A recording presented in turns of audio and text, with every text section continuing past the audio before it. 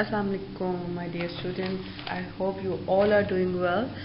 आज हमारा बहुत ही इंटरेस्टिंग सा टॉपिक है। इंटरेस्टिंग इसलिए क्योंकि जिसके बारे में हम आज बात करने वाले हैं ये आगे आने वाले बहुत सारे लेक्चर्स, बहुत सारे स्टैटिस्टिकल जो नोटेशन होंगे, फार्मूलाज होंगे, उनमें ये फ्रिक्वेंटली यूज़ हो रहा है। हम ये कह सकते हैं कि ये बेसिक्स है, इतना बेसिक है कि ये आगे आने वाले बड़े बड़े फार्मूलाज होंगे स्टैटिस्टिक्स के, उसमें सब में ये यूज़ हो रहा है। तो इसलिए मैं ये लेक्चर थोड़ा ब्रीफ रखूंगी क्योंकि ये इंपॉर्टेंट है और आपने अंडरस्टैंड करना है और ये बहुत ही मज़े का भी है, इंटरेस्टिंग भी है। स्टार्ट करते हैं। Summation notation. अब जो वर्ड आप पढ़ रहे हैं समेशन, ये समेशन ही है। इसके कितने ज़्यादा और मीनिंग भी हैं, हम इसको स्टेप बाय सारा पढ़ते हैं। Many of the competitions require in statistics involve adding a set of scores. Because this procedure is used so frequently, a special notation is used to refer to the sum of the set of the scores. यानी ये जो sign आपको दिख रहा है, ये कुछ ई सा बना हुआ या ई सा ये कह लें या जिगजैग सा, ये साइन जो है वो समेशन का है, जो ग्रीक लेटर सिग्मा से निकला है। इसे अक्सर जो पुराने टीचर्स हैं वो अभी भी सिग्मा पढ़ते हैं। जब मैंने स्टैटिस्टिक्स पढ़ा था तो मुझे भी मेरी टीचर ने सिग्मा ही सिखाया था। Sigma word is use to stand for summation. लेकिन जब हमने आगे एमफिल में पढ़ा तो समेशन का साइन पढ़ा, ये summation. The expression summation X means to add all the scores for variable X. यानी इस जिगजैग वाले साइन का, जिसे हम समेशन कह रहे हैं या सिग्मा कह रहे हैं, इसका मतलब ये है ये जिसके भी साथ अटैच होगा उसका मतलब उसके सारे स्कोर्स को हम सम कर देंगे। समेशन से सम का यानी कि उन्हें एड अप कर देंगे। The summation sign can be read as the sum of, यानी कि हम इस वाले साइन को सम ऑफ भी पढ़ सकते हैं।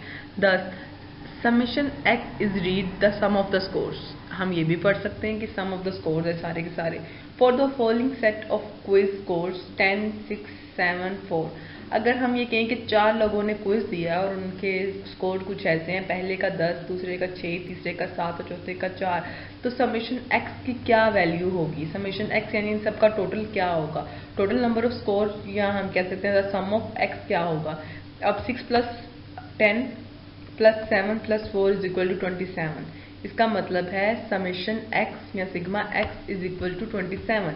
लेकिन यहीं पर n क्या है? Number of participants, number of total जितने भी लोग इसमें शामिल हैं। तो कितने लोगों का सेट क्विज है?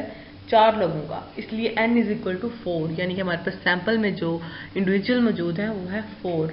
हमेशा n क्या है? रिप्रेजेंट करेगा नंबर ऑफ पार्टिसिपेंट्स या नंबर ऑफ इंडिविजुअल, और x समेशन x करेगा कि कितना टोटल कितना स्कोर हुआ है। Okay, the letter n is use to specify how many scores are in the set, यानी कि कितने टोटल स्कोर्स हैं एक सेट के अंदर। And upper case letter n यानी कि जो कैपिटल N है वो आइडेंटिफाई करेगा स्कोर्स इन द पॉपुलेशन, और जो लोअर केस छोटा n होगा वो आइडेंटिफाई करेगा सैंपल का scores. For the height and weight data in preceding table n is equal to 7 for both variables. यानी कि हाइट के लिए, वेट के लिए कितना, यानी कि हमारे पास कितने नंबर ऑफ पार्टिसिपेंट्स हैं, कितने नंबर ऑफ स्कोर्स हैं। अगर n से शो हो रहा है स्मॉल n से, तो इसका मतलब है कि सैंपल के जो लोग इंडिविजुअल स्कोर्स हैं वो 7 हैं। आगे चल के और क्लियर हो जाएगा आपको। Okay, to use summation notation correctly keep in mind the following 2 points. अब समेशन को करेक्टली कब यूज करना है वो आपने इसको ध्यान से पढ़ना है। The summation sign summation is always followed by the symbol और मैथमेटिकल एक्सप्रेशन। यानी कि इसका कह लें कि प्रीरेक्विजिट है या बेसिक है ये कि ये एक्सप्रेशन सिंबल और मैथमेटिकल एक्सप्रेशन में कैसे आता है।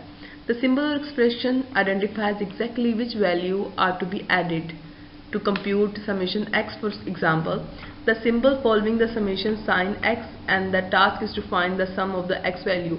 यानी ये समेशन का साइन जिस भी वैल्यू के साथ आएगा हमने उसके तमाम स्कोर्स को एड अप कर देना। जैसे समेशन x है तो वो x के तमाम स्कोर्स को एड अप कर देना। फॉर एग्जांपल यहाँ पर समेशन y होता तो हम y के तमाम स्कोर्स को एड अप कर देते। इस तरह इसके साथ जिसके साथ भी ये समेशन का साइन लगा होगा हम उसके तमाम स्कोर्स को एड अप कर देंगे। On the other hand to compute summation, अब ये क्या है? पैरेंथेसिस में आ गया, bracket open x minus 1 bracket close square इसका 2 स्क्वायर, यानी कि the summation sign is followed by the relatively complex mathematical expression. इस तरह के एक्सप्रेशन में आ सकता है। So your first task is to calculate all of the parentheses के अंदर जो भी चीज़ होती है वो सबसे पहले सॉल्व होती है। ये इस लेक्चर के अंदर मैंने और भी इसके जो है वो ऐड किए हैं कि जैसे कहते हैं कि हम कह सकते हैं कि चीज़ें किस तरह से करेक्टली सॉल्व की जा सकती हैं। Okay, the summation process is often included with several other mathematical operations such as multiplication और squaring। ये और भी बहुत सारी चीज़ों के साथ ऐड अप हो सकता है। इसके जितने सारे जो है मल्टीप्लाई कर रहे हूँ, सब्सट्रैक्ट कर रहे हूँ, ऐड कर रहे हूँ, ये बहुत सारे और भी जो है मैथमेटिकल ऑपरेशन के साथ यूज होता है। To obtain the correct answer, it is essential that the different operation be done in the correct sequence। अब हमारे पास एक फॉर्मूला हो जिसमें बहुत सारे सिंबल भी यूज हो रहे हो, पैरेंथेसिस भी यूज हो रहा, स्क्वायर भी यूज हो रहा हो, तो हमने पहले कौन सी चीज सॉल्व करनी है ये हमें पहले पता होना चाहिए। Following is the list showing the correct order of the operation. Following का मतलब है अगली स्लाइड में, क्योंकि इस स्लाइड में जरा जगह कम है। Most of this list should be familiar but you should note that we have inserted the summation process as the fourth operation in the list। अब हम बात कर रहे हैं समेशन की, लेकिन समेशन को जब भी हमने सॉल्व करना है वो 4th नंबर पे आता है। पहले, दूसरे, तीसरे नंबर पे कौन सी चीजें आती हैं हम इनको देखते हैं। Order of mathematical operation. जब भी आपने कोई मैथमेटिकल इक्वेशन सॉल्व करनी है उसका ऑर्डर ऐसा होना चाहिए। Any calculation contain with in parenthesis is done first. जो भी कोई चीज़ ब्रैकेट में होगी, जिसे हम ब्रैकेट या पैरेंथेसिस कहते हैं, वो जो भी चीज़ इसमें होगी वो हम पहले सॉल्व करेंगे। उसको हमेशा पहले जो है वो प्रायोरिटी दी जाएगी। क्यों? क्योंकि हमारा बाकी का फॉर्मूला उसके अकॉर्डिंग होगा। सेकेंड नंबर पे स्क्वायरिंग और raising to the other exponents is done second. जब भी कोई स्क्वायर की बात होगी उसके बाद हम सेकेंड नंबर पहले पैरेंथेसिस को सॉल्व करेंगे, उसके बाद स्क्वायर को सॉल्व करेंगे। थर्ड नंबर पे आती है मल्टीप्लाई और division is done third। A series of multiplication or division operation should be done in order from left to right। अब ये याद रखना है कि जब भी आप मल्टीप्लाई या डिवीजन को सॉल्व कर रहे हो तो आपने लेफ्ट से राइट की तरफ जो है वो इक्वेशन को सॉल्व करना है। पहले लेफ्ट वाली चीजें, फिर उसके बाद राइट वाली। Summation using the sign sigma notation is done next. यानी कि अब ये देखिए चौथे नंबर पे आ गया summation.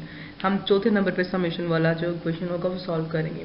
Finally any other addition and subtraction is done. अब 5वें नंबर पर ऐड करना या सब्सट्रैक्ट करना वो 5वें नंबर पर होगा। इस फॉर्मूला को अच्छी तरीके से याद कर ले। ये आज के लेक्चर का जिस्ट है कि ये इस तरीके से हम कोई भी क्वेश्चन सॉल्व करेंगे। पहले पैराथीसिस आएगा, फिर स्क्वायर आएगा, फिर मल्टीप्लाई और डिवाइड का आ जाएगा, 4th नंबर पर समेशन आएगा and finally addition and subtraction. Okay, ये एक छोटा सा एग्जाम्पल मैंने बुक से इसकी पिक्चर ली है। A set of 4 scores consist of value 3, 1, 7 and 4। अब देखो 4 स्कोर है तो हमें पता चल गया n क्या है। n is equal to 4।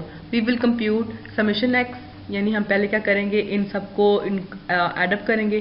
फिर है समेशन x स्क्वायर, यानी इन सबको स्क्वायर करके फिर ऐड करेंगे।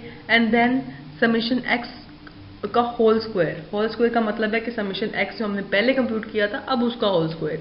To help demonstrate the calculation we will use a computational table showing the original scores. अब हम क्या करते हैं, इसको पूरे को हम सॉल्व करते हैं। सबसे पहले वाला हमारा क्या है, समेशन x। समेशन x के लिए हमारे पास वैल्यू क्या दी हुई है, 3, 1, 7, 4, जो नीचे मैंने x के कॉलम के फॉर्म में लिख दी है। अब उसके बाद क्या करेंगे, हम इनको प्लस करते हैं।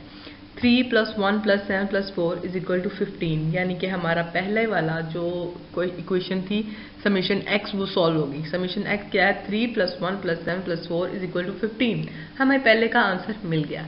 अब सेकंड वाले को करने के लिए हमें ईच का स्क्वायर लेना पड़ेगा। यानी 3 का स्क्वायर, 1 का स्क्वायर, 7 का स्क्वायर, 4 का स्क्वायर, फिर इनको एडअप करना पड़ेगा। जबकि थर्ड के लिए समेशन x स्क्वायर के लिए हमने इसी को जिसको पहले हमने इसका आंसर ले लिया है समेशन x का 3 + 1 + 7 + 4 इज इक्वल टू 15 का होल स्क्वायर लेंगे। तो आगे हम ये सॉल्व करते हैं। अब भी आप भी खुद करो, नोटबुक निकालो, पेन निकालो, यहीं पे वीडियो पॉज करो और साथ साथ खुद करो, ठीक है। ओके, सेकेंड वाला था हमारे पास to compute summation x square the correct order. अब ये देखें हमने नीचे वाले कॉलम में जहाँ पे पहले 3 था, अब 3 का स्क्वायर क्या हुआ, 3 3 जार 9।